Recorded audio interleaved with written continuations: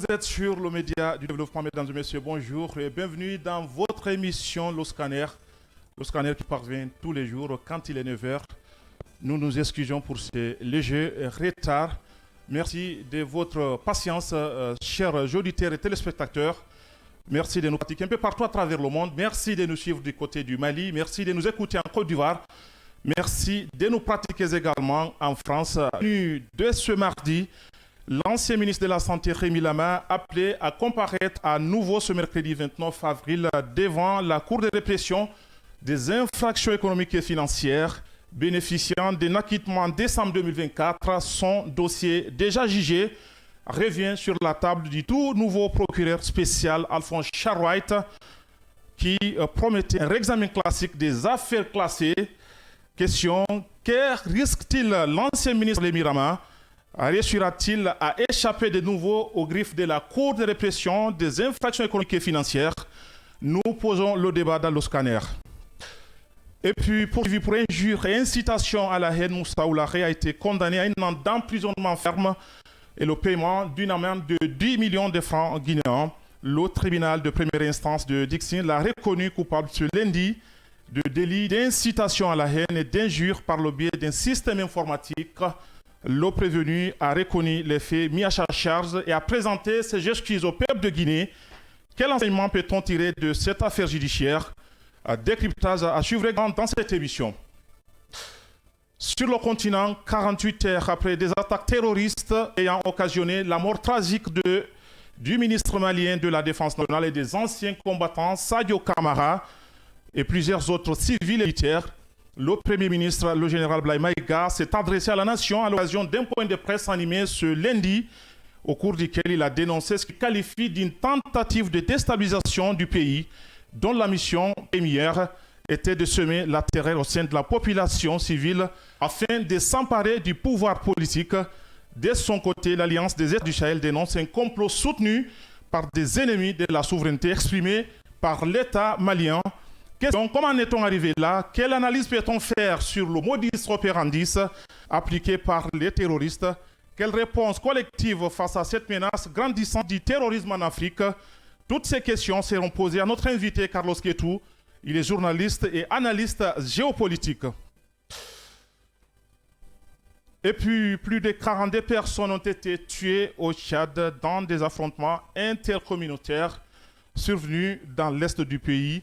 Indifférent autour d'un point d'eau serait la cause de ces violences devenues récurrentes dans la région. Comment éradiquer ces fléaux? Le scanner pose le débat. Voilà le menu de ce mardi. Merci de votre fidélité. Le débat, c'est dans un instant.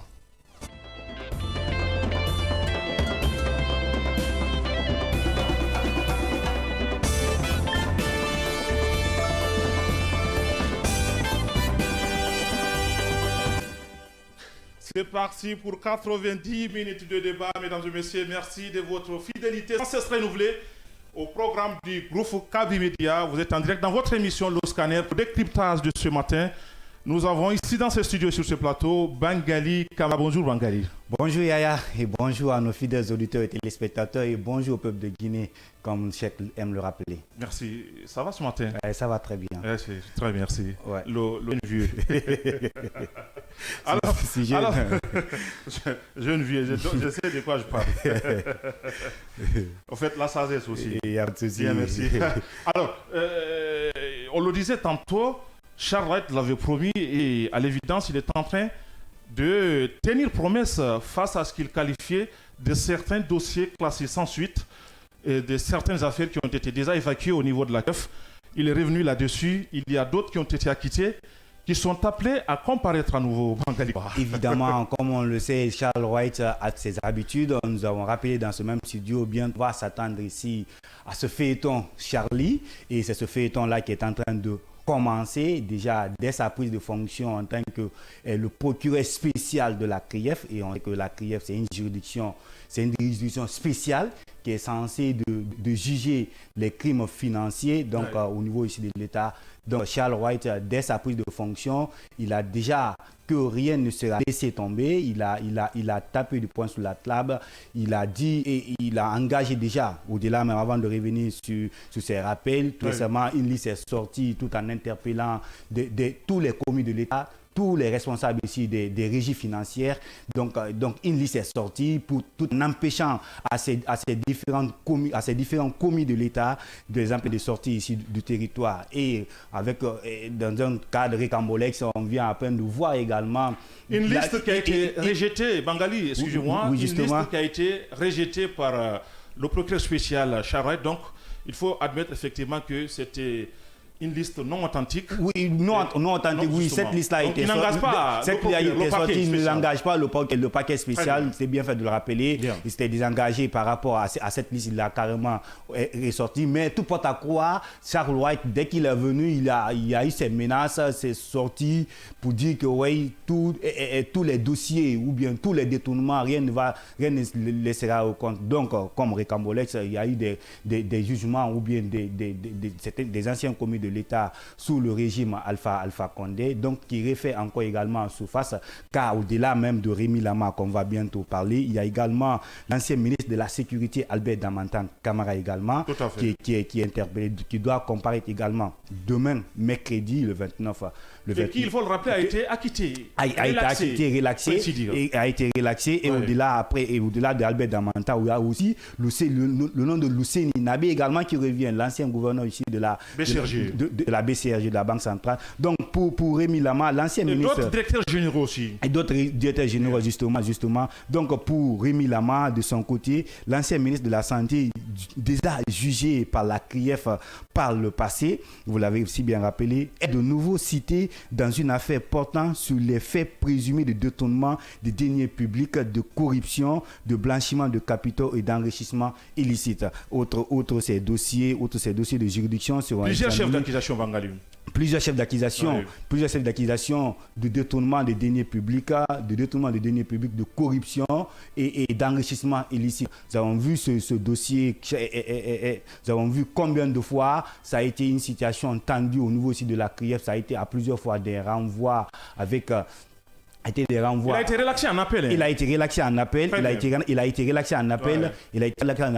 Mais après avoir épuisé presque toute la procédure. Après avoir épuisé toute la procédure, avec l'ancien procureur qui était déjà sur place, Ali Touré, chaque fois c'était des renvois et c'était également des contreparties. Donc l'ancien ministre a été acquitté, comme vous l'avez si bien rappelé, en décembre 2024, après plusieurs années de procédure. Rémi Lama donc a été acquitté par la chambre d'appel de la CRIEF le 12 décembre pour être précis, le 12 décembre 2024, et il était poursuivi pour des faits présumés de corruption, comme je l'ai si bien rappelé, de passation, lésion de contrôle des marchés publics et de complicité liée avec les contrats de la société Sogimap.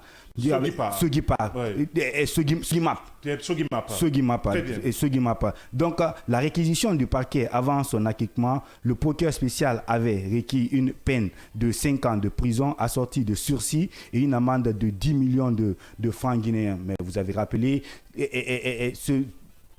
l'ancien ministre donc avait bénéficié donc de plusieurs acquittements. Donc, outre l'origine de ce dossier, le dossier portait sur la réalisation d'un contrat de fourniture de kits sanitaires et de produits pharmaceutiques d'une valeur de plus de 100 milliards de francs. 102 milliards, plus précis, 102 milliards de francs guinéens, initialement attribués à la société chinoise ZMC. Donc, bien que son acquittement ait été prononcé fin 2024... Chinoise ou allemande? C'est une société chinoise. ZMC, une société chinoise. Donc, bien que cet acquittement ait été prononcé fin 2024, il n'y a pas d'information publique confirmant une nouvelle convocation. Donc, tout récemment, et nous voyons donc à partir de demain, le 29 avril, donc ces 3 commis de l'État donc, vont à nouveau comparaître devant cette chambre de jugement ici de la CRIEF. Donc un dossier qui vient à nouveau être réveillé par Alphonse Charles White. Et nous savons que Alphonse Charles White, par ses habitudes, c'est un magistrat qui est passé du côté du côté de plusieurs juridictions du pays, à savoir du côté de Dubreka, du côté de Dixine d'abord, également du côté de Dubreka. Et on a su lors de son passage ici du côté de Dubreka, où il avait à peu près requis les dossiers de terre qui étaient donc de ce côté. Et après, lorsqu'il est revenu sur ce côté, encore tout récemment, quand il est devenu procureur spécial ici de la CRIEF, il a donc parlé de par son passé. Quand il était là, la rigueur qui a vraiment accentué ici ces différentes procédures, donc c'est cette même rigueur qui est en train d'être soulevée par le procureur spécial ici, Alphonse Charles-Roy, du côté ici de la CRIEF. Et pour être beaucoup plus complet sur ce dossier-là, il y a aussi l'ancien président de la délégation spéciale de Matam, qui est en garde à vue au niveau de la direction générale de la police judiciaire, au niveau de la DPJ. Oui, au niveau de la DPJ, Badra Kone. Oui, Badra Kone. C'est présumé de détournement de deniers publics. Badra Kone également qui est... Les enquêtes se poursuivent. Les enquêtes se poursuivent du côté ici de la commune de Matam, autour ici de sa gestion antérieure. De sa gestion antérieure. Oui. Badra Kone, où beaucoup de dossiers sont impliqués dedans. Il a été déjà entendu. Allez, oui, la réduction des comptes, c'est un principe administratif. C'est un principe administratif. Et appelle même dans ce même studio avec le l'ancien ministre Taran qui a donc évolué principe parce qu'on estime que au-delà de la présentation même de ces responsables, savoir les ministres, le président de la République, qui déclarent leurs biens devant la Cour suprême avant d'entrer en fonction, il avait plaidé pour élargir donc cette présentation ici des biens de certains commis de l'État. Il a parlé des délégations des présidents, les maires, ou également certains régies financières, les responsables des régies financières, avant d'entrer en fonction, de déclarer leurs biens devant la Cour suprême, notamment devant la chambre des comptes, devant la Cour des comptes aujourd'hui qui est au niveau de la chambre des comptes, donc de déclarer ces biens. Donc une fois que ces biens-là sont déclarés devant ces services, ça va carrément empêcher, parce qu'aujourd'hui nous voyons, ce sont des régies qui gèrent quand même les biens de l'État. Des fonds sont alloués et parfois nous voyons des dépenses qui sont engagées au nom de l'État, mais des dépenses, l'ouverture ici de certains projets, mais des projets qui ne voient jamais de finalité. C'est pour toutes ces régions, Bangali, si vous m'excusez, c'est pour toutes ces régions aujourd'hui, dans nos pays, il faut qu'on essaie carrément de se départir de certaines acquiescences, qu'elles soient politiques ou familiales. La gestion de l'État n'a pas d'amis. La gestion de l'État n'a pas d'amis. Il faut que la justice se bouge de ce côté-là et que les enquêtes puissent aboutir. Et c'est de là qu'il s'agit aujourd'hui. Je pense que on ne le répétera pas assez, pour ainsi dire. Le président Mamadi Doumbouya l'a dit dans plusieurs de ses discours. Il veut faire de la justice la boussole qui devrait guider tout citoyen. La justice est à l'épreuve. Nous sommes en train d'observer. Il faut à un certain niveau... on essaie de voir la République en face. Et je pense que ça concerne les magistrats. Les magistrats bénéficient d'une protection intégrale vis-à-vis des pouvoirs publics. Donc, c'est pourquoi on a dit que le magistrat ne se soumet qu'à la loi. Donc, pas à aucune autorité. Donc, de ce point de vue, il faut qu'on soit d'accord qu'on ne peut pas à un certain niveau aussi vouloir indexer les décideurs publics ou les décideurs politiques pour dire on a essayé d'influencer tel ou tel magistrat.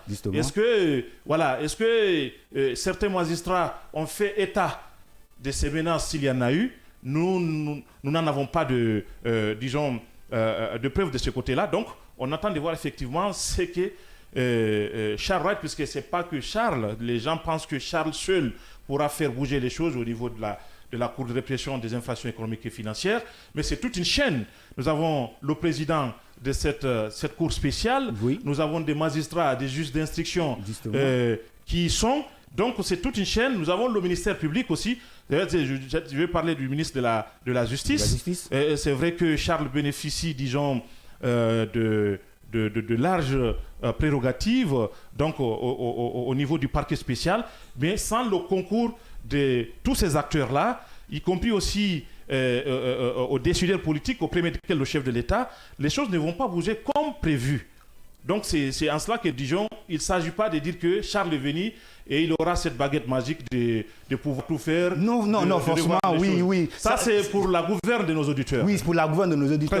Charles White, il est le procureur spécial. Vous savez que le procureur spécial, c'est l'empereur, le juge, le magistrat, le juge qui est là. L'empereur des poursuiteurs. L'empereur des poursuiteurs. C'est lui qui enclenche ici c'est lui qui enclenche les enquêtes. Il envoie les dossiers. Il est là, la personnalité qui défend quand même les biens de l'État. Il enclenche pour que lumière soit faite. C'est lorsque il représente le ministère public. Il représente le ministère public, le parquet. Donc, les dossiers qu'il enclenche devant la Cour sont ces dossiers-là qui sont examinés à peine fin par le juge qui doit donc juger ici ces différentes décisions. Vous l'avez dit, le président de la République, Mamadi Doumbouya, dès qu'il est venu au pouvoir, il a annoncé la justice doit être la boussole ici, qui doit exécuter. C'est pourquoi la Cour de répression des infractions économiques et financières a été créée, parce qu'il faut vous rappeler qu'avant, cette juridiction-là n'existait pas. Il y avait une juridiction qu'on appelait ici la Haute Cour de justice, et la Haute Cour, ce sont des attributions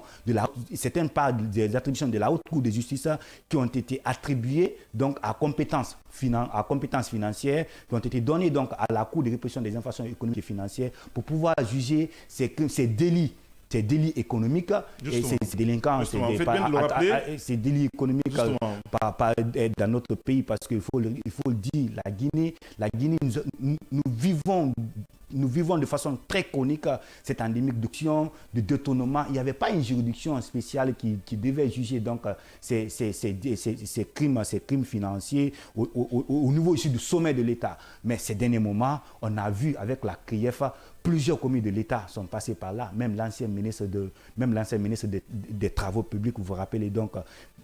Et So, Yaya So qui est passé par là, mais finalement, ils sont nombreux. Et même celui de la santé aussi. Celui de la santé. Oui, Pété. Et tout récemment, même l'ancien président de la Cour, l'ancien président de la Cour constitutionnelle également, Mohamed Lamine Bangoura, qui est également passé par là, pour pouvoir s'expliquer. La justice n'est pas là pour quelqu'un, contre quelqu'un. Elle ne doit pas être là. Elle doit pas être là contre quelqu'un. En faveur et contre certains. Contre certains, mais la justice est là pour éclaircir la gestion. Et c'est justement ce que Charles rappelait à l'ancien procureur quand il était ministre. Voyez-vous, l'histoire est têtue, puisque Charles, à l'occasion d'une visite au niveau de la CRIEF, il avait justement tenu ses propos à l'endroit de l'ancien procureur spécial, à l'occurrence Ali Touré. Alors, il disait à Ali Touré effectivement que lui, ministre de la Justice d'alors, il avait l'impression que les dossiers au niveau de la CRIEF ne bénéficiaient pas de la même attention. Et il avait eu sa formule à lui en disant effectivement qu'il y a des dossiers qui prennent les escaliers, il y a d'autres qui prennent l'ascenseur. Donc, ça veut tout dire. Oui. Alors, heureusement qu'aujourd'hui, lui-même, Charles, il est à la tête de ce parquet-là. C'est tout notre souhait. Tout bon Guinéen, aujourd'hui, aimerait effectivement voir Charles White réussir. Mais encore une fois, Charles seul ne peut pas réussir. C'est une chaîne, il faut l'implication de tout le monde, il faut la participation de tout le monde. Il faut que nous sortions de cette culture politique dévoyée qui consiste à dire quand on poursuit quelqu'un, c'est pour des raisons politiques. Et il faut que la justice aussi puisse donner le sentiment ou, disons, le visage d'un appareil qui est là pour tous les citoyens. C'est-à-dire que ce n'est pas une justice à double vitesse, une justice qui doit pouvoir justement traiter tout le monde au même pied d'égalité.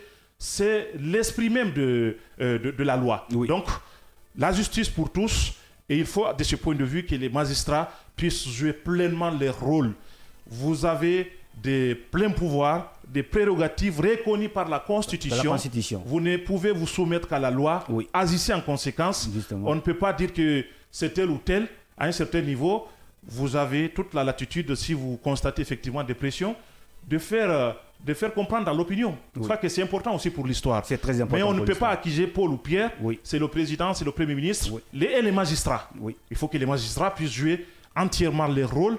Et c'est en cela que nous disons la justice, c'est l'implication de tout le monde. C'est l'implication de tout le monde. C'est pourquoi, quelque part, il faut le rappeler, lors de la prise de pouvoir, la prise de responsabilité ici, la prise de pouvoir par le CNRD et les concertations que le CNRD avait organisées à l'époque avec toutes les différentes couches sociaux. Et il avait rencontré les magistrats, les politiques, les journalistes, les acteurs de la société civile, tous les secteurs. Et je me rappelle dans des passages ici d'un ancien magistrat qui aurait dit que lorsque dans l'ancien gouvernement, qui n'avait presque pas du tout bénéficié, donc qui n'avait pas du tout presque bénéficié lors de la gestion du pouvoir de l'ancien président, le professeur Alpha Condé, de cette largesse de la justice. Il s'agissait bien de Sidi Souleymane Dia, si je ne m'abuse. Donc là-bas, il a dit qu'avant, la justice était à peu près caporalisée, donc elle n'était pas du tout indépendante. Et aujourd'hui, nous savons que la justice va sortir de cette léthargie, elle ne doit pas être caporalisée et elle doit dire le droit. Parce que la justice, c'est le droit qui est là, c'est le droit qui s'applique. Les magistrats ne rendent pas les décisions de dossier par leur humeur. Mais par contre, ils rendent les décisions au nom du peuple de Guinée. Voilà. Et sur la base des textes qui sont établis. Et sur la base également des enquêtes. Et aujourd'hui, quand on revient sur le cas Rémi, certes, ça a été jugé. Mais pourquoi revenir? Certainement, le procureur Alphonse Charles White veut renvoyer encore ce dossier pour que lumière soit faite. On ne doit pas fuir. Il parle d'un réexamen. Il parle d'un réexamen. Il parle d'un réexamen. Déjà, ça a été examiné. Il parle d'un réexamen. Et si tout a été... Ça veut dire que quelque chose n'a pas marqué quelque part. N'a pas marqué quelque part.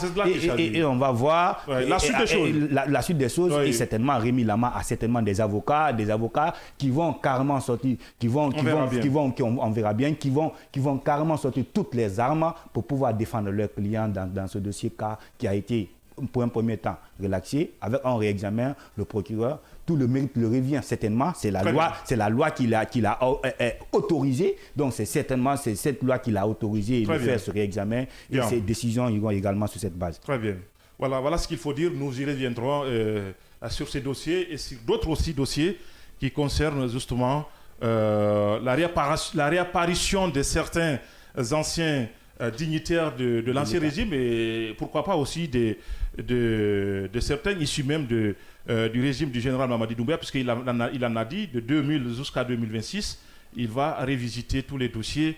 Alors aura-t-il tous les moyens logistiques, disons, institutionnels et tout ce qui s'ensuit pour pouvoir justement aller jusqu'au bout? C'est en cela que nous disons il faut que chacun, en ce qui lui concerne, puisse justement jouer ce rôle.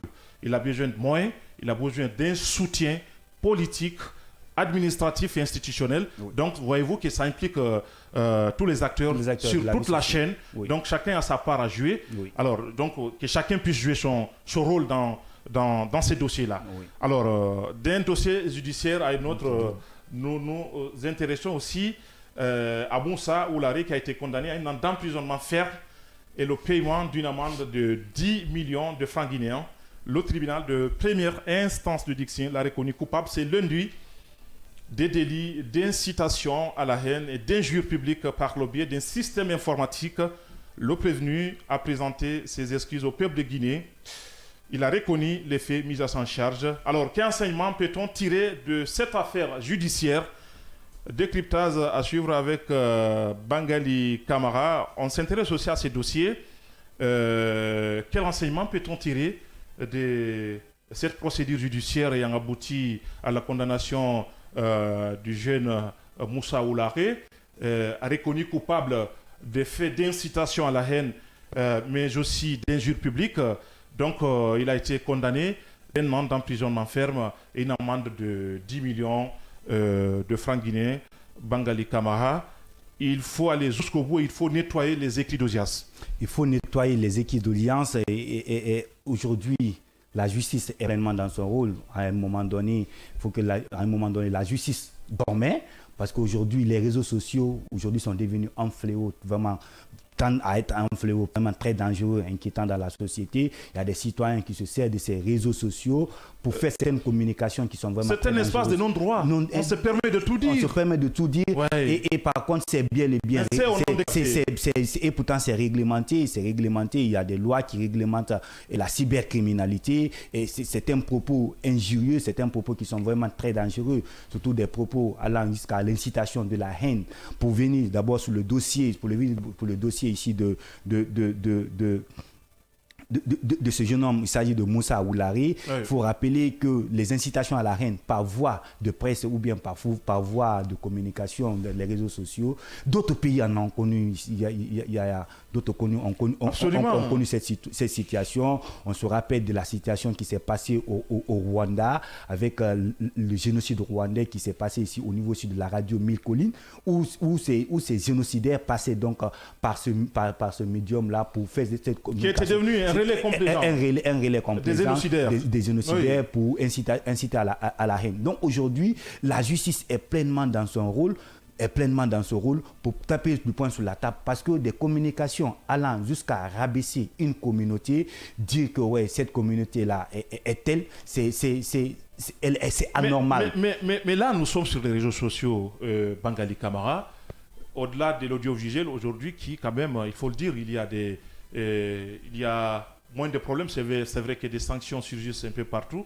Ce sont des sanctions qui sont motivé par l'institution en charge de la régulation de médias en Guinée ici. Oui. Mais toujours est-il qu'aujourd'hui, c'est un secteur qui est quand même juridiquement bien encadré. Oui. Il devrait en être de même sur les réseaux sociaux, puisque je pense qu'il y a une loi spéciale autour de la cybersécurité. Oui. Et je pense que, de ce point de vue-là, il faut qu'on essaie encore une fois de se réveiller pour pouvoir justement nettoyer les réseaux sociaux, que ce soit ceux qui sont là, ici en Guinée, ou ceux qui sont ailleurs, qui sont des Guinéens. Il faut que ça cesse. Les réseaux sociaux sont là pour pouvoir justement véhiculer de messages de paix, des concordes, où vous pouvez même enseigner, tout est permis, en tout cas si vous voulez agir dans le bon sens. Maintenant, si vous voulez utiliser ces réseaux sociaux pour nuire à votre propre pays, s'attaquer à une communauté, quelle que soit la manière, il faut que ça cesse dans notre pays. Il faut que ça cesse. Nous sommes un peuple, et de par la volonté de Dieu, naturellement, nous nous sommes tous retrouvés Guinéens. Personne n'a choisi d'être Guinéen, quand même. Alors, de ce point de vue-là, il faut qu'on s'accepte. Il faut que nous acceptions cet esprit républicain. Il faut que nous acceptions d'être dans une république et que, comme tel, nous puissions justement adopter un même chemin vers le progrès. On ne peut pas, à travers de ces discours de ce genre-là, aller de l'avant. Oui. Et Moussa, c'est que le drame dans ça, Moussa Oulari n'est pas le seul aujourd'hui. Nous en avons connu, c'est-à-dire que la liste est tellement longue qu'on ne peut pas étaler tous dans une journée. Donc, de part et d'autre, il y a justement des agissements, disons, inadmissibles, et que je pense qu'il faut encore une fois qu'on essaie de revoir tout cela et d'appliquer la loi. C'est tout ce qu'on demande. C'est on demande, il faut appliquer la loi. Vous l'avez rappelé, Moussa Oulari n'est pas le seul, mais tout chemin commence par un pas. Ouais. Donc déjà, la justice, elle était dans son long sommeil par rapport à ces incitations à la haine, par rapport à ces violences, par rapport à ces injures sur les réseaux sociaux. Et nous avons constaté tout récemment, nous avons constaté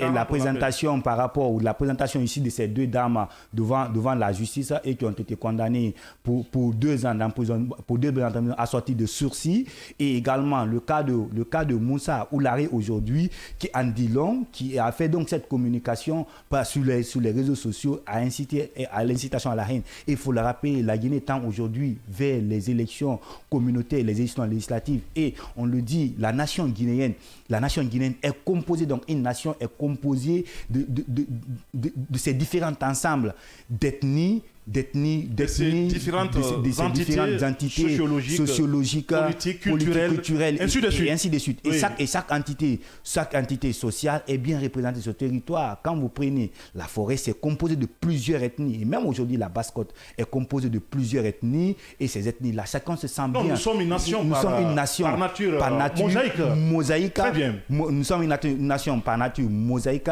oui, qui est composée de pas différents. Et c'est ce qui fait la beauté ici de cette nation. Bien. C'est ce qui fait la beauté de notre nation. Donc, c'est inadmissible qu'un individu s'assoie derrière les réseaux sociaux, fait une communication, inciter à la haine, parce que bon malin le semble. Et on dit, nul n'est censé ignorer la loi. Donc, nul n'est censé ignorer la loi. Bien. Donc, les questions de justice doivent taper du poing sur la table, des questions de justice.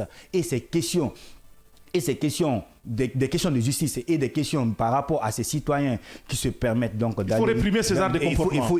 Il faut donc les réprimer. Donc pour venir sur son cas, et on peut dire que le juge a été carrément clément parce que le parquet avait requis un emprisonnement de 5 ans d'emprisonnement et une amende de 10 millions de francs guinéens. Mais le juge a été clément et il a été emprisonné pour il a réduit 4 ans. Il a réduit 4 ans pour lui coller une année d'emprisonnement ferme cette fois-ci. Une année d'emprisonnement ferme avec assorti de 10 millions de francs guinéens. Et même son avocat qui a même reconnu, son avocat même n'a pas jugé parce qu'on voit qu'après les jugements, l'avocat essaie d'interjeter appel. Même son avocat a connu. Son avocat aucune même... personne normale ne peut admettre ça. Ne peut admettre cela. Son avocat même sentait même la gravité d'une gravité. Et il n'est pas seul. Client. Parce que nous avons aujourd'hui des gens qui se pavanent et c'est devenu leur marché. C'est-à-dire que c'est inadmissible dans notre pays qu'on puisse accepter ce genre de choses-là. Il y a un sentiment qu'on a nourri ici, parce qu'à un certain niveau, on peut se permettre de tout faire au nom des NC, quelle alliance ou quelle acquittance. Oui, je pense que Moussa Oularé a regretté les faits, nous l'avons tous vu, on a vu les images, il a présenté ses excuses au peuple de Guinée, solliciter une doléance du tribunal, ce sont des regrets, mais ce qu'il faut dire, c'est qu'il faut aller jusqu'au bout. Il faut nettoyer à tous les niveaux. Ils sont nombreux aujourd'hui, quelquefois même des cadres, des commis de l'État qui se permettent de tenir des discours discriminatoires, des discours de haine. Et je pense qu'il faut que ça cesse dans notre pays. Nous sommes un beau pays, si nous l'acceptons. Et il faut que l'esprit républicain puisse prévaloir. Et pour que l'esprit républicain arrive à se faire prévaloir, il faut que nous acceptions dans nos différences. Je pense que c'est fondamental. Oui, il faut que là, l'esprit républicain doit prévaloir. Nous devons accepter ici nos différences. C'est ce qui fait également la beauté ici de notre nation, comme je l'ai si bien rappelé, c'est chaque citoyen. Donc tout ceci, c'est la justice qui doit se lever et c'est la justice qui doit taper du poing sur la table. Nul n'est censé ignorer la loi et personne n'est au-dessus de la loi. Si un citoyen lambda, quel que soit son rang social, quelle que soit sa position, s'il tient des propos va-t-en-guerre, des propos qui continuent à nuire notre nation, des propos qui constituent à créer ici des tensions ethniques, des tensions régionalistes ou d'autres tensions, quelque nature ça soit, la justice doit intervenir. La justice est là pour ça, pour réprimer les fauteurs de troubles, pour réprimer certaines situations. Car la justice, c'est une pipe, comme on le rappelle. La justice, elle permet, elle interdit et elle punit. Donc, elle nous permet de faire beaucoup de choses. Elle nous permet de jurer nos droits et nos devoirs, de monter, de descendre. La loi nous reconnaît cela. Et la justice, elle interdit. Dans la loi, il y a les interdits. Car si tout est permis, cela ne veut pas dire que rien n'est défendu. Donc la justice disait un auteur que tout est permis, cela ne veut pas dire que rien n'est défendu. Donc ces fauteurs de troubles qui outrepassent les limites de leurs droits doivent être interpellés. La justice est là pour ça. Et servir d'exemple. Et servir d'exemple comme celui-là. Pas celui. Voilà. Et la justice doit continuer et le parquet doit interpeller. Le procureur est là. Le procureur ne doit pas s'attendre à ce que certains dossiers viennent. Il doit se saisir de certains dossiers. Et les mêmes ONG aussi qui ont poursuivi le jeune, qui se sont constitués en partie civile et qui ont porté plainte contre ce jeune-là, puissent agir de la même manière en ce qui concerne ces arts de discours-là. Il ne faut pas s'arrêter à ce niveau. Il faut aller jusqu'au bout, il faut être conséquent. Et pas au-delà, pas au-delà sur le territoire. Il faut aller au-delà même du territoire national. Car certains citoyens pensent qu'ils peuvent s'asseoir en dehors du territoire guinéen, derrière les réseaux sociaux, communiquer et des esprits de haine, de communication. Si ça touche à la sensibilité de notre nation, si ça touche à la tranquillité, si ça touche ici au bon vivre de la nation guinéenne. On a le droit de critiquer. On a le droit de critiquer. On a le droit d'avoir son regard, puisque c'est ça aussi la République. Oui. Mais on ne peut pas tout permettre et inciter haine. Oui.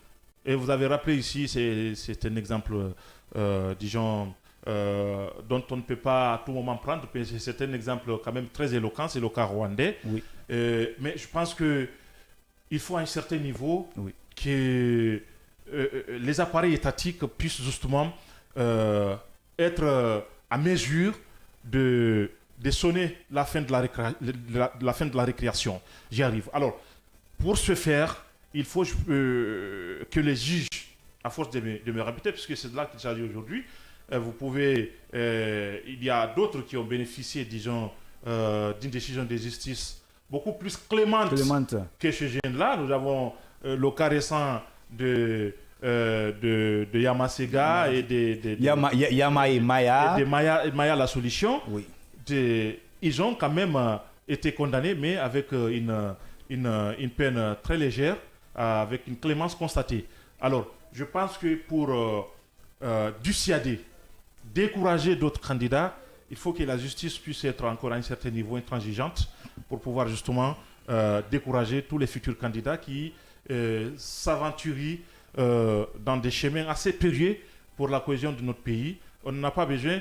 Je suivais un jeune qui disait effectivement que ce qui se passe au Mali doit pouvoir interpeller tout le monde.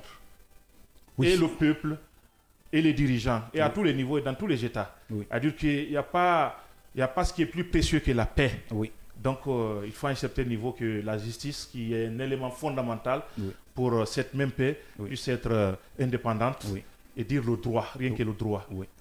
Que l'affaire soit contre Paul ou Pierre. Ou contre Pierre, il faut qu'on arrive à avoir le courage de dire le droit. Oui. Et que la justice pour tous soit effective.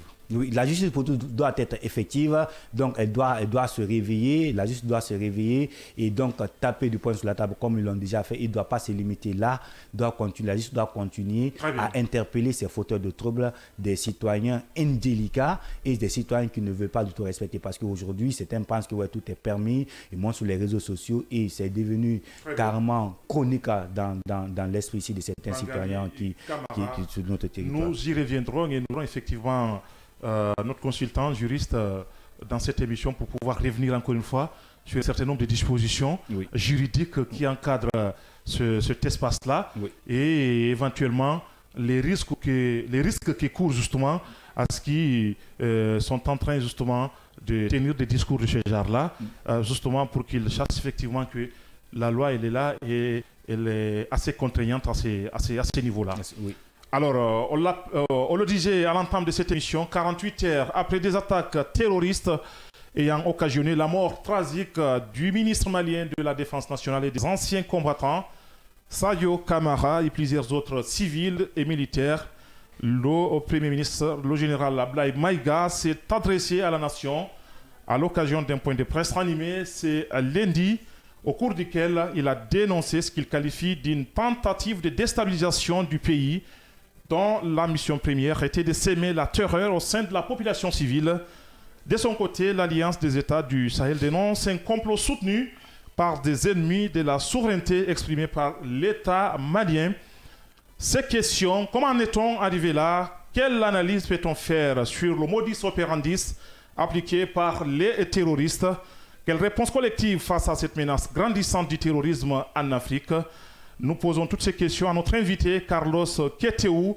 Il est journaliste et analyste géopolitique. On nous apprend au niveau de la technique. Notre invité est déjà en direct dans cette émission. Carlos Keteou, bonjour, cher Carlos. Bonjour, Xavier. Bonjour, Serge. Merci d'avoir accepté notre invitation. Merci.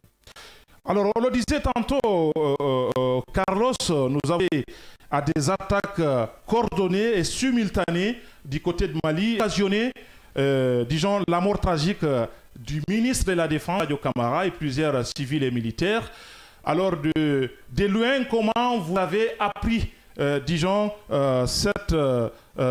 ces différentes attaques-là, et quelle analyse faites-vous sur le modus operandi qui a été appliqué par ces terroristes?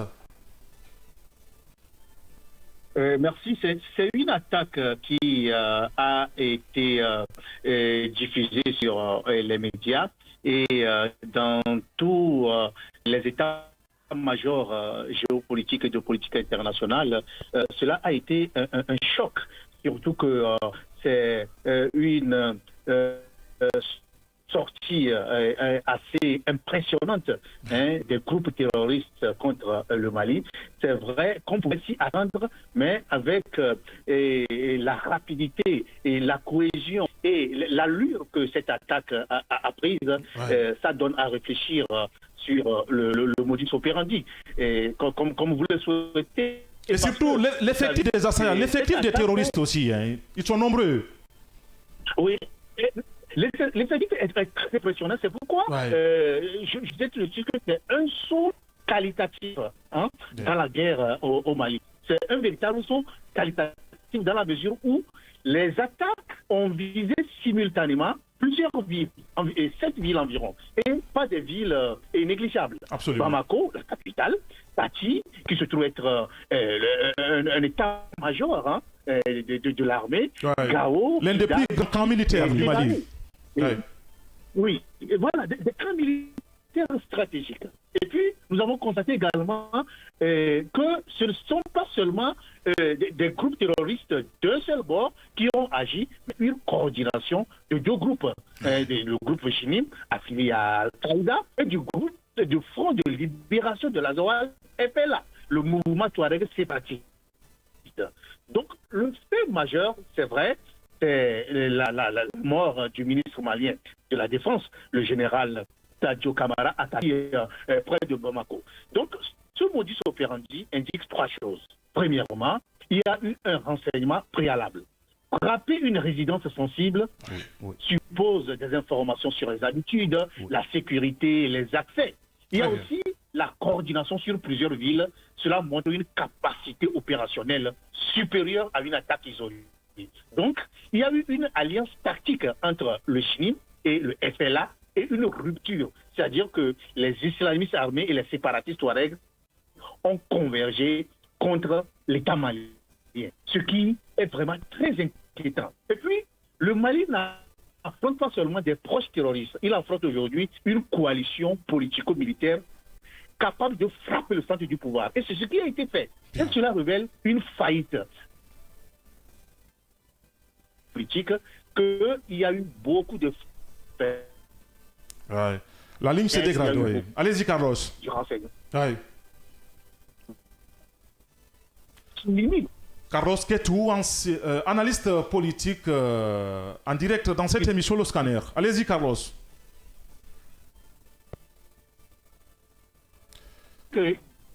La ligne se dégrade. Nous avons du mal à vous recevoir. Alors, comme... Est-ce que vous me suivez? Allez-y, allez-y. Sauf que la ligne se dégrade. Allez-y, Carlos. Oui, donc, ok, d'accord. Donc, je le disais, comment est-ce que, pour un État malien qui fait partie de l'alliance des États du Sahel, l'AES, qui ont développé, ces différents pays, une alliance stratégique pour avoir suffisamment de renseignements, pour avoir suffisamment des forces militaires, pour avoir suffisamment puissent se voir s'échapper des informations d'une organisation qui aurait duré de façon stratégique plus d'1 mois. Donc cela relève une certaine fragilité, une certaine faiblesse, une certaine porosité des renseignements et du système sécuritaire au niveau du Mali. Et cela donne à réfléchir sur où nous en sommes aujourd'hui.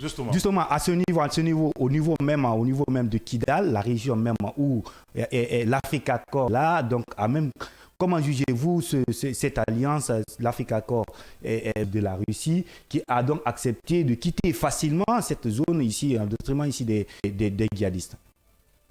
Justement, cette alliance avec l'État. Oui, les alliances avec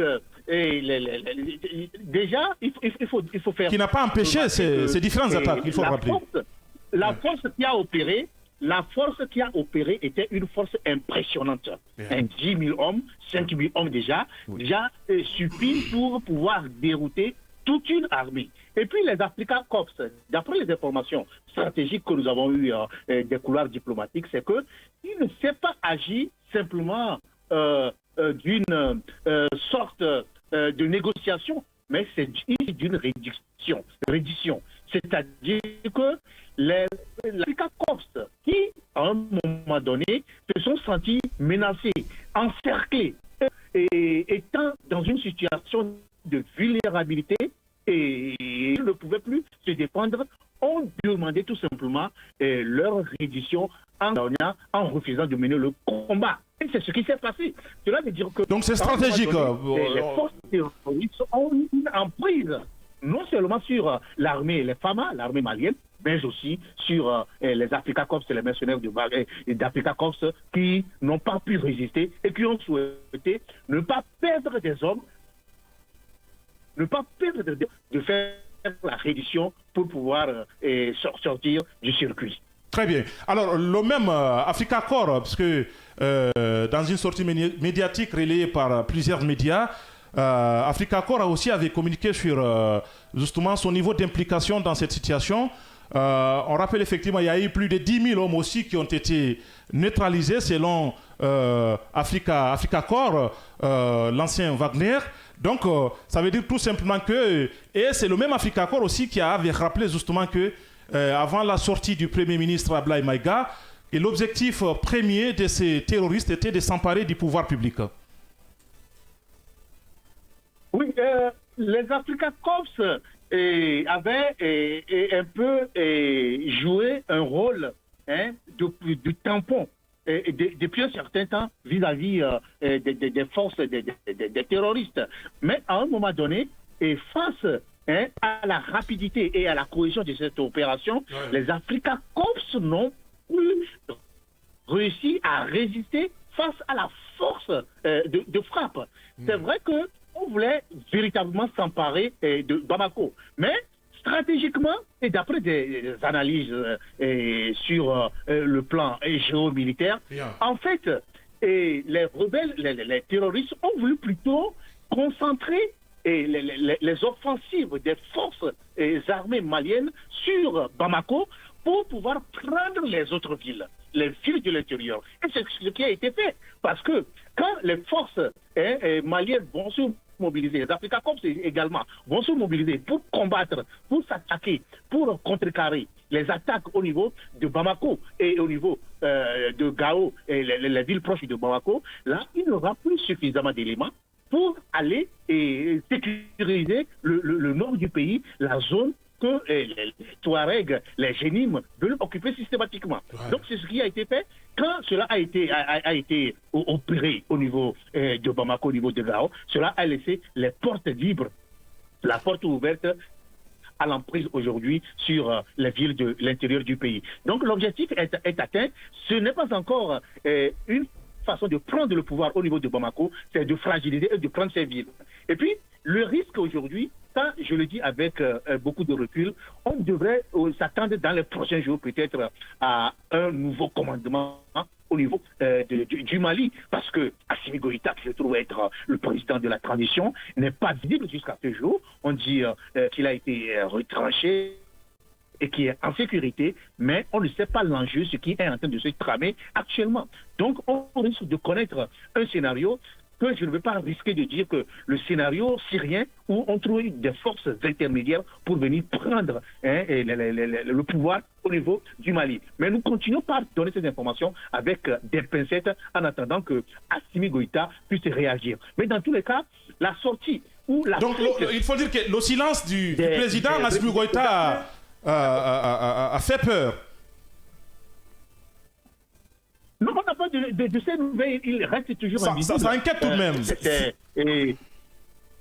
Oui, parce qu'on dit qu'il a été retranché, c'est-à-dire que c'est le cœur du pouvoir qui a été frappé, le camp militaire, et avec l'assassinat ou bien la mort du ministre de la Défense. Donc il a été retranché, mais normalement, sur une situation aussi grave, et si le président est dans une situation confortable, il devrait déjà se prononcer pour rassurer non seulement la population, rassurer l'opinion nationale et internationale, mais aussi rassurer les forces armées du Mali.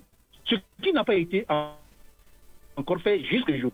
Et quand on voit un peu des sorties des membres du gouvernement et des autorités de la junte au niveau du pays, on sent qu'il y a un malaise et qu'il y a une vérité qui continue d'être cachée. Donc, on attend les prochains moments pour voir exactement ce qu'il en est du président Assimi Goïta. Donc, aujourd'hui, cette attaque coordonnée, on peut dire aujourd'hui le retrait, ou bien le fait que le Mali a demandé le départ sur son territoire des forces onusiennes et également des forces de Barkhane. Aujourd'hui, ces conséquences-là sont en train d'être ressenties sur le territoire malien parce qu'aujourd'hui, l'armée, elle est carrément amoindrie, elle ne parvient pas à occuper ces différentes positions.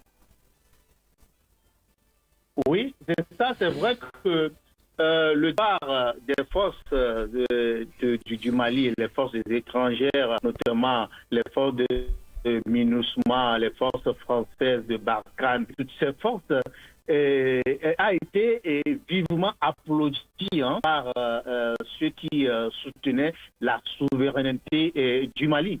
Mais de plus en plus, on commence par constater qu'il y a une certaine faiblesse qui serait intervenue de grâce parce que les forces françaises ne sont pas parties en lâchant prise. Ça veut dire que dans tous les cas, ces forces de France pouvaient chercher à revenir sous une autre forme. Et s'il y a une attaque, étant donné qu'aujourd'hui on parle de complot, on parle des attaques venues de l'étranger, donc la place ou le rôle que jouaient ces forces au niveau international est aujourd'hui resté, et c'est ça qui crée une certaine fragilité, surtout en matière de renseignement. Parce que le plus important, c'est du que l'élément important qui constitue l'intervention des forces étrangères au Mali, c'était renseignement. C'était les renseignements qui permettraient de voir un peu ce qui se crée au niveau du territoire, au niveau des circuits militaires. Mais à un moment donné, c'est la Russie avec les Africa Corps qui ont commencé par fournir ces renseignements. Mais est-ce qu'aujourd'hui, la Russie continue de fournir ces renseignements au point où on en arrive à une attaque ciblée, armée, concertée et organisée contre les forces et contre le Mali? Non, point d'interrogation. Justement, et ces institutions, surtout celles-là qui changent aujourd'hui. Des questions très légitimes, Carlos. Les renseignements sont fragiles. Carlos, qui est journaliste, analyste géopolitique. Nous marquons une courte pause. On revient vers vous dans un instant, Carlos Kétiou. D'accord.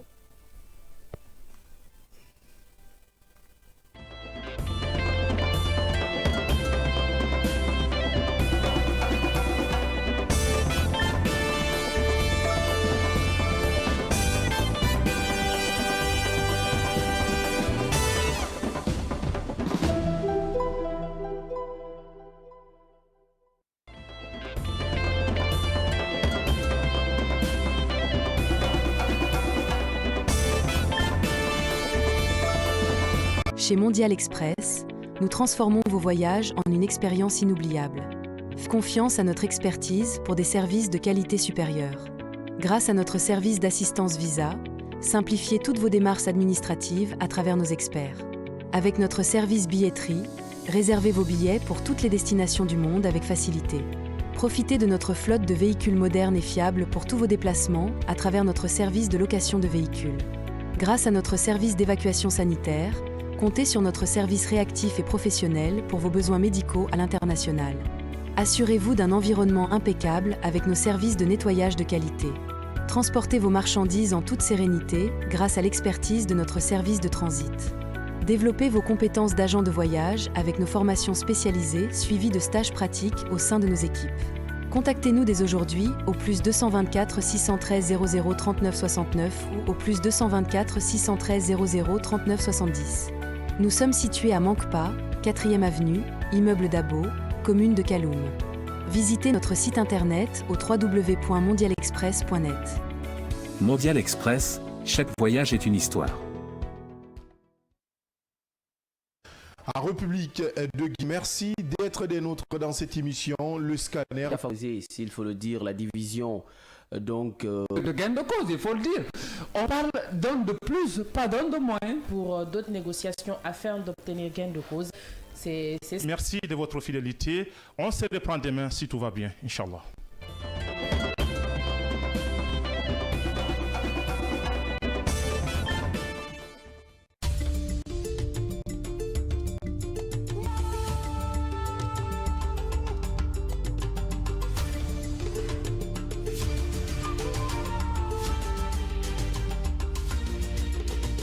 Cavi TV, la télé du développement.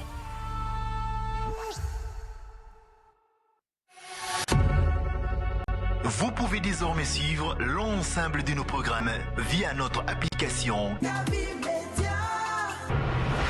disponible sur Play Store et App Store. L'information est le meilleur carburant pour faire fonctionner les mines pour un développement durable. La photographie de l'actualité, c'est sur siaminfo.com, notre plateforme dynamique. Cavi TV, regardez la lumière.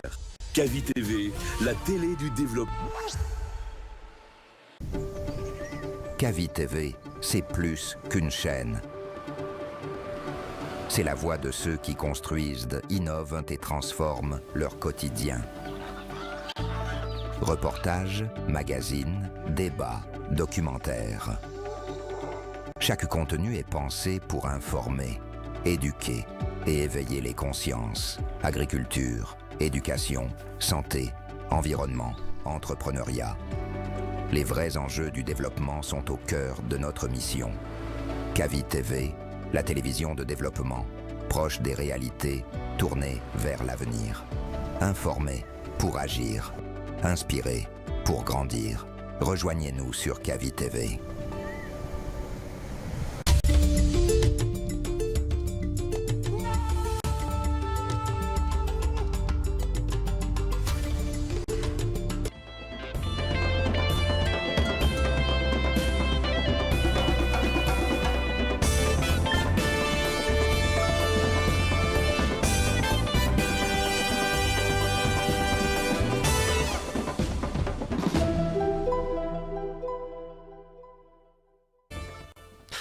Dernière ligne droite de votre émission Lo Scanner. Merci de votre fidélité. Merci de nous pratiquer sur tout l'univers numérique du groupe Cavi Media. On le disait tantôt, 48 heures après des attaques terroristes ayant occasionné la mort tragique du ministre malien de la Défense nationale et des anciens combattants Sadio Camara et plusieurs autres civils et militaires, le Premier ministre général Abdoulaye Maïga s'est adressé à la nation à l'occasion d'un point de presse animé ce lundi, au cours duquel il a dénoncé ce qu'il qualifie d'une tentative de déstabilisation du pays, dont la première mission était de semer la terreur au sein de la population afin de s'emparer du pouvoir politique.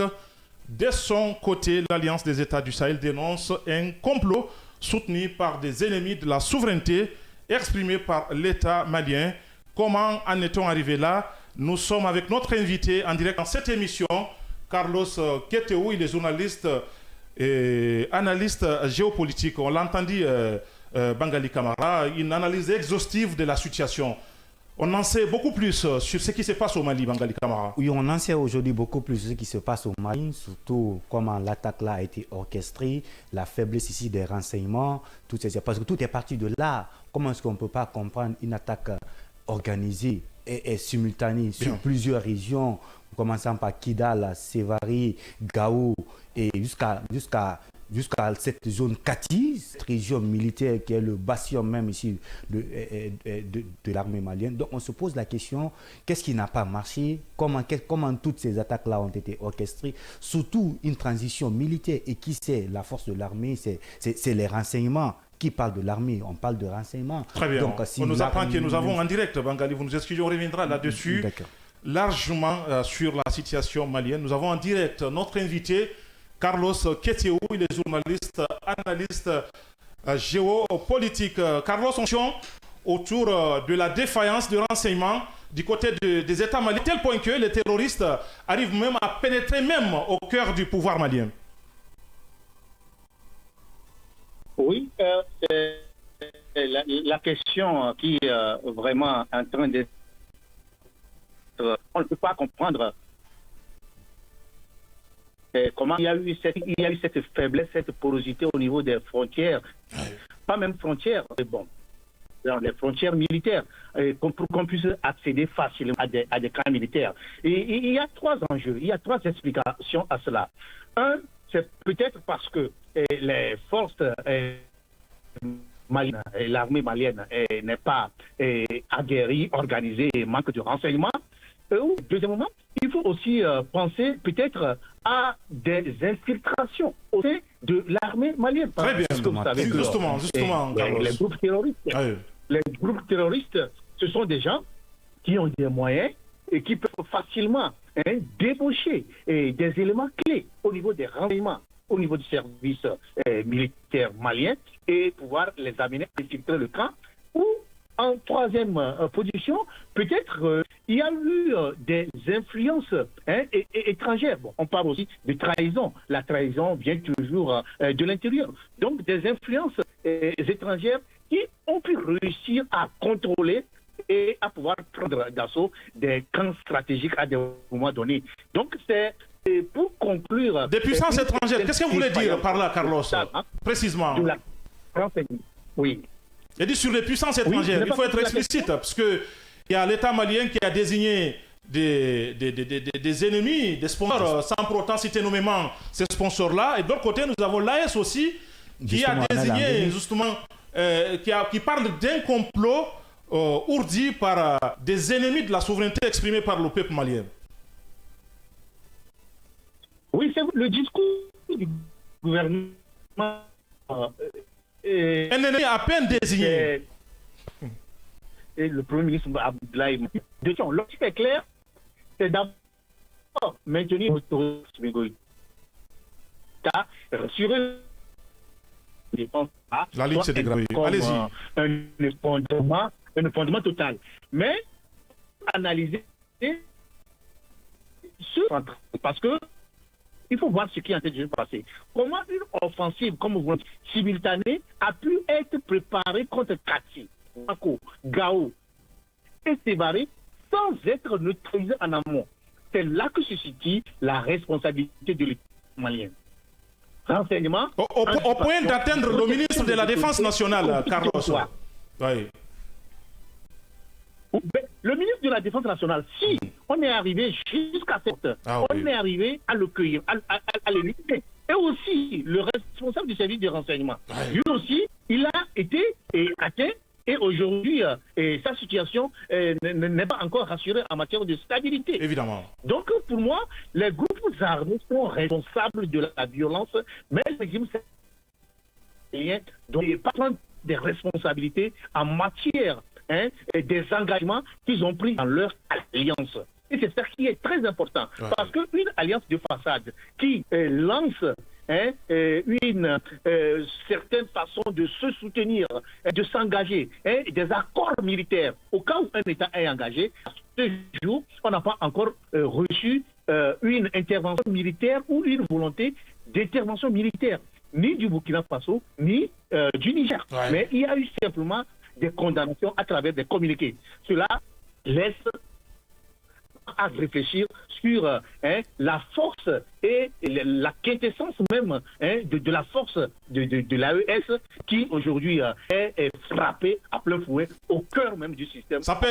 Justement, Carlos, sur cette question, aujourd'hui, nous voyons une attente nous attendent ici des autres États de l'AES, à savoir le Niger et le Burkina Faso, qui forment ce temps ensemble ici de confédération, qui est une alliance politique, mais aussi une alliance militaire, parce que tous ces États-là aujourd'hui ont motivé leur coup d'État par cette crise de sécurité qui vit au Sahel, par cette crise sécuritaire, et aujourd'hui est frappé à plein fouet à travers ces différentes régions. Et qu'est-ce que doit faire les attaques? Qu'est-ce qu'on doit s'attendre aujourd'hui de ces trois autres puissances? Car si le Mali est frappé et carrément neutralisé avec ces différentes zones, donc les autres pays doivent aussi s'attendre à quelque chose. Et qu'est-ce qu'il doit faire aujourd'hui le président Ibrahim Traoré, qui est d'ailleurs même le président en exercice ici de l'AES, fédération, donc un État de cette confédération-là est touché, et quels sont les zones qu'ils doivent donc mener pour déloger très rapidement ces djihadistes-là, ces terroristes-là sur les différents territoires? Oui, pour moi, on ne devrait pas s'arrêter au communiqué et cette militaire de défense commune contre des potentielles interventions externes. Donc, ce Mali devrait les secouer et de voir la junte malienne dans cette situation. Leur manque de réaction est aussi notable que sur des pays voisins qui ne sont pas. Donc, pour moi, si Goïta tient et que le Mali se stabilise partiellement, l'AES continuera d'exister comme construction rhétorique souverainiste. Mais elle devra sérieusement militariser sa solidarité. Ça, je réponds à votre question. L'AES devra militariser sa solidarité. Passer des communiqués aux brigades interopérables. Et un communiqué jugé même tardif, Carlos, puisque la CEDEAO, l'Union africaine ont réagi bien avant l'AES, il faut le rappeler. Le communiqué est aussi sorti le 25, le jour J. Ben justement, mais c'est bien avant la réaction, c'est bien avant les autres.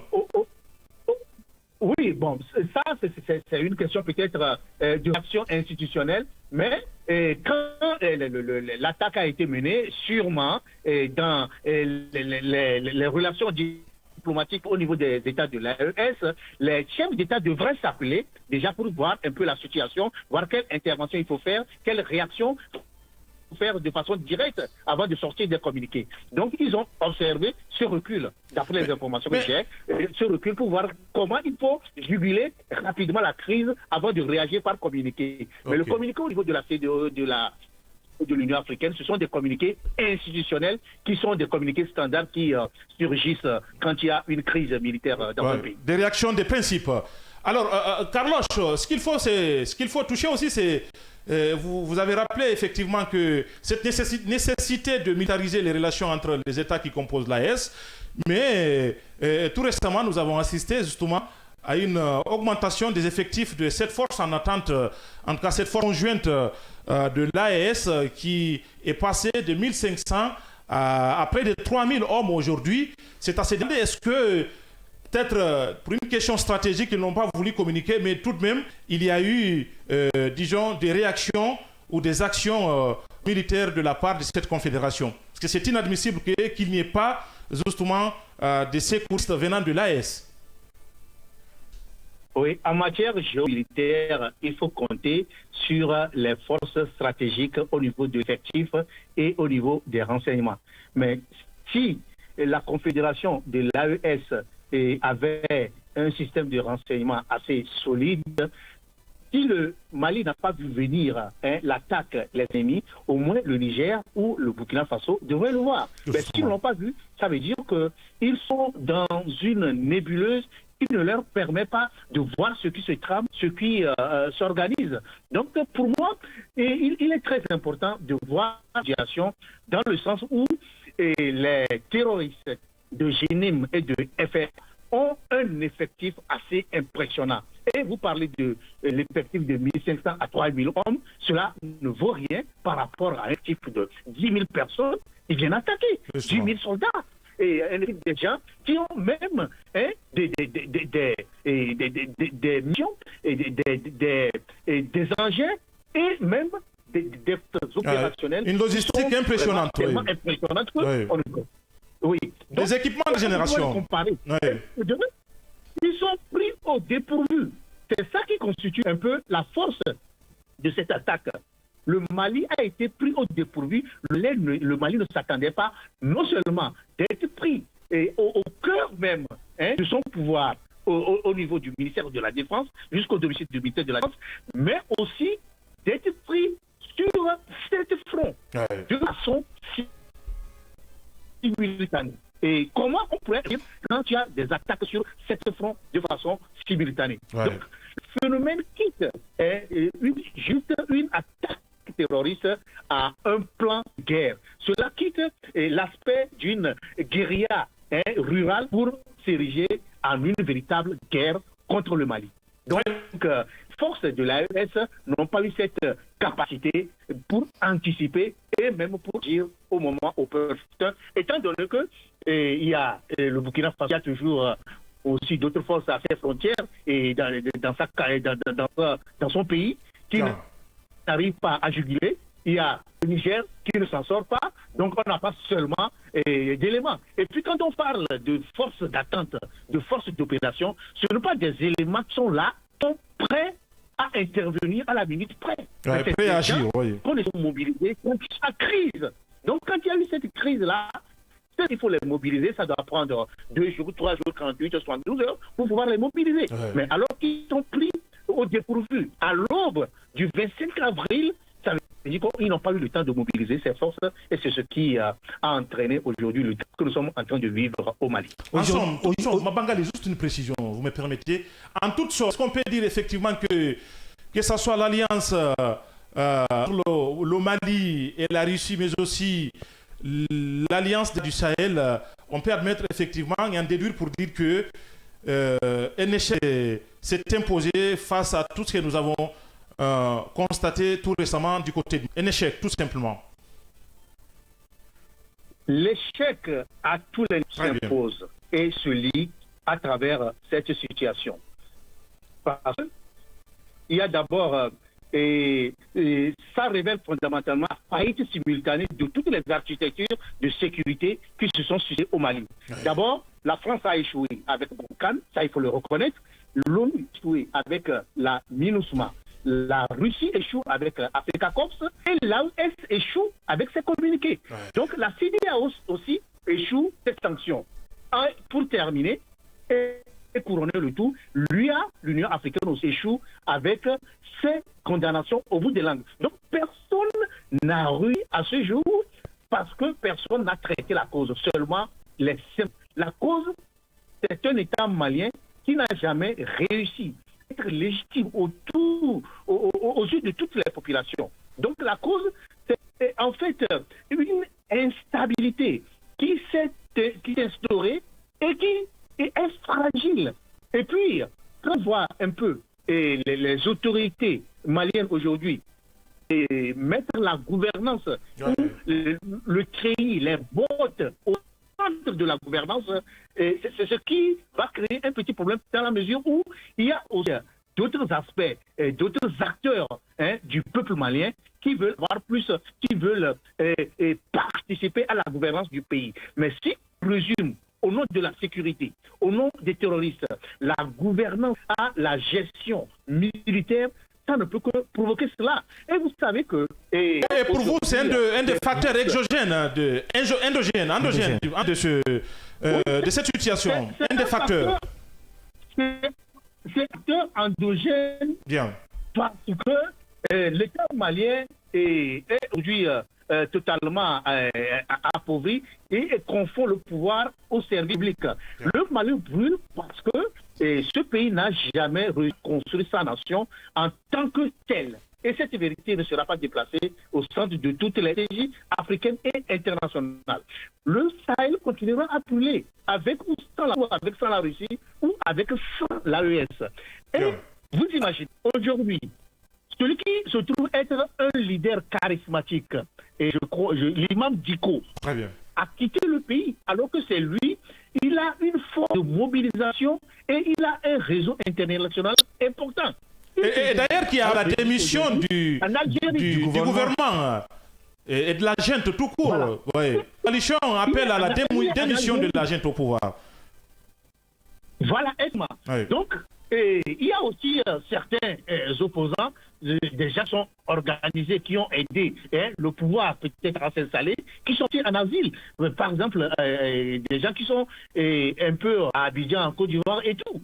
Et puis, je m'avais rappelé un peu une phrase qui était sortie suite à l'interpellation de Kémy Séba en Afrique du Sud. Il a dit en substance que ce qu'ils avaient fait pour faire des réformes au Mali, le général Assimi Goïta n'a pas respecté. Il a écarté les hommes qui l'ont aidé à être au pouvoir et à atteindre un objectif souverainiste.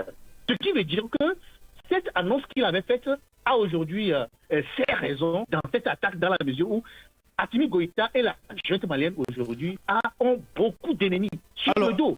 Et en plus des ennemis, il y a aussi la communauté internationale qui reste un peu attentive dans la mesure où le Mali, au nom de la souveraineté, a écarté radicalement tous les acteurs qui peuvent s'impliquer dans la lutte contre le terrorisme. Alors aujourd'hui, qu'est-ce que la CEDEAO doit faire? Parce que déjà avec les acteurs politiques, ne plus maintenant sur le terrain et certains n'ont même pas condamné cette attaque. Et aujourd'hui, la CEDEAO, est-ce qu'elle doit rester sur sa position de sanction ou doit venir au secours quand même de la CEDEAO? Parce que c'est avant tout, c'est un État de l'Afrique de l'Ouest. La crise malienne est une opportunité de refondation pour la CEDEAO. Soit elle saisit ce moment pour proposer une architecture de sécurité collective inclusive qui intègre les pays de l'AES sans les humilier, soit elle continuera son déclin vers l'irrévérence. Parce que la fracture entre l'AES et la CEDEAO pose une question fondamentale de construire des mécanismes de sécurité collective capables de répondre aux défis du terrorisme, dépendants qui ont fragilisé sa souveraineté. CEDEAO ne répond pas à cette question. Une autre architecture la remplacera avec ou sans elle. Donc, aujourd'hui, la CEDEAO devrait rapidement permettre de mettre ensemble l'AES et les pays de la CEDEAO, taire les querelles et les conflits intestins, les querelles intestines, et affronter la question du terrorisme qui pénalise les populations. Donc la CEDEAO a une très lourde responsabilité dans ce cas précis, parce que en multipliant des gestes d'apaisement pour Carlos Kétiou, journaliste, analyste politique.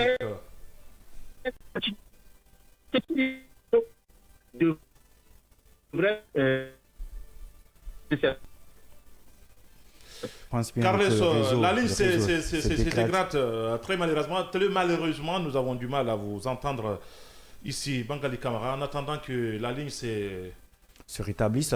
Justement, nous étions en train de parler sur cette situation parce qu'aujourd'hui, le Mali, le Niger et le Burkina Faso, ce grand ensemble qui forme l'AES, ne sont plus aujourd'hui au sein de la CEDEAO. Mais tout porte à croire, sont des États quand même qui sont au niveau de l'Afrique de l'Ouest, parce que cette crise spirale, si elle s'impose sur ce territoire, on risque que cette violence ne se dégénère sur les autres territoires, parce qu'il y a déjà une alliance, une coopération, il y a des citoyens de ces territoires de la CEDEAO quand même, qui sont quand même au Mali.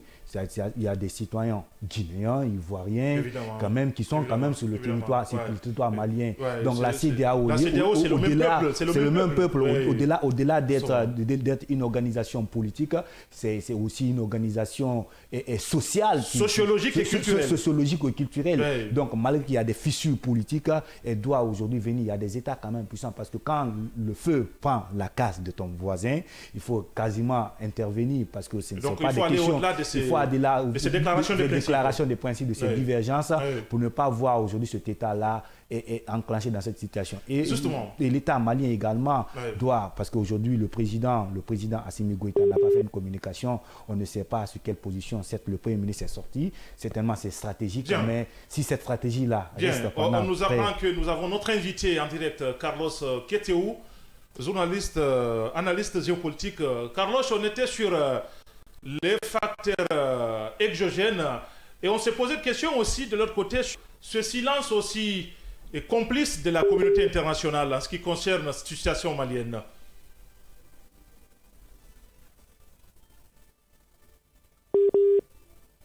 Carlos, allez-y. Qui a rien.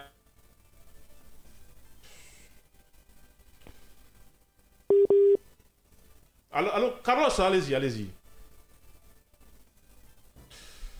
Bangali Camara, la ligne se dégrade davantage. Justement, la ligne se dégrade. Donc, je rappelais tantôt, aujourd'hui, c'est cette position, le Mali, aujourd'hui, il y avait cette transition lointaine, cette transition qui a carrément interdit, ou bien il y a eu des communiqués, il n'y a pas un mouvement politique aujourd'hui, il n'y a pas d'acteurs politiques. Surtout ce verrouillage. Ce verrouillage interne. L'espace politique et public. Oui. Et Carlos vient de soulever un facteur très fondamental, c'est le fait de militariser même la gestion de l'État. C'est-à-dire que les acteurs qui devraient être impliqués pour trouver des solutions, on a cité l'imam Diko, qui est une personnalité influente du côté de Mali, on ne peut pas le dénier. Aujourd'hui, qu'on accuse d'être de mèche avec l'Algérie aussi, qui est citée dans certaines situations antérieures. C'est vrai qu'il n'y a pas eu de déclaration officielle faisant état, ou cité nommément un État particulier. Mais ce qu'il faut dire aujourd'hui, c'est que le courant ne passe pas entre... c'est le divorce total, pour ainsi dire, entre l'imam Dicko et les autorités maliennes. Oui. Eh bien, c'est à se demander effectivement est-ce qu'on a pu intégrer tous les éléments pouvant permettre justement à une gouvernance apaisée, inclusive, surtout pour qu'enfin la crise malienne puisse trouver une solution, puisque tout doit pouvoir justement se passer autour de la table. Et l'imam Dicko l'avait déjà dit, il faut négocier et trouver une solution à ces problèmes. Seule la négociation pourrait nous permettre de sortir dans cette crise. Et c'est cette phase aujourd'hui que l'État malien... Bien, on nous apprend que nous avons notre invité en direct, Carlos. On verra très bien si les dieux de la téléphonie sont avec nous. Carlos, qu'êtes-vous en direct dans cette émission? Oui, Carlos, on posait la question sur le silence complice, communauté internationale, voire même complaisant.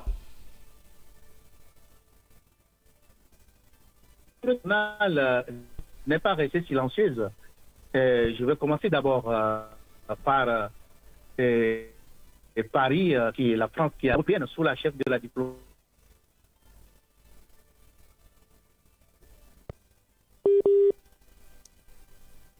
Kadia Kallas, qui condamne les l'Allemagne aussi, qui joue une carte différente de la France. Oui.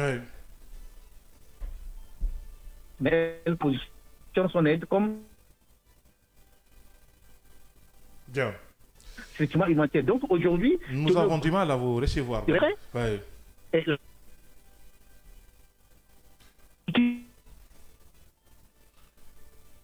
Carlos, qui était où? Au Mali. Donc, mais attends, oui, vous m'entendez? On a du mal à vous recevoir et je pense que nous sommes déjà talonnés par l'OTAN. Nous sommes vraiment très désolés, Carlos. On aurait bien voulu aller avec vous, mais voilà, c'est pour aussi nos auditeurs et nos téléspectateurs. Nous avons du mal à vous recevoir et nous sommes obligés de s'arrêter là pour aujourd'hui. Et on aura le temps, dans les jours à venir, de revenir beaucoup plus en profondeur sur tous les éléments endogènes, exogènes, justement autour de cette situation malienne et enfin de pistes de solutions. Puisque vous avez énuméré beaucoup d'éléments aujourd'hui qui doivent justement participer à l'apaisement au niveau du Mali pour qu'enfin nous puissions sortir dans cette situation.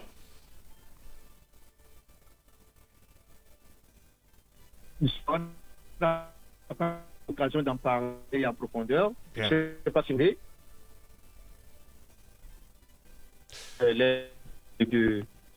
Nous sommes désolés, Carlos Keteo, nous avons du mal à vous recevoir.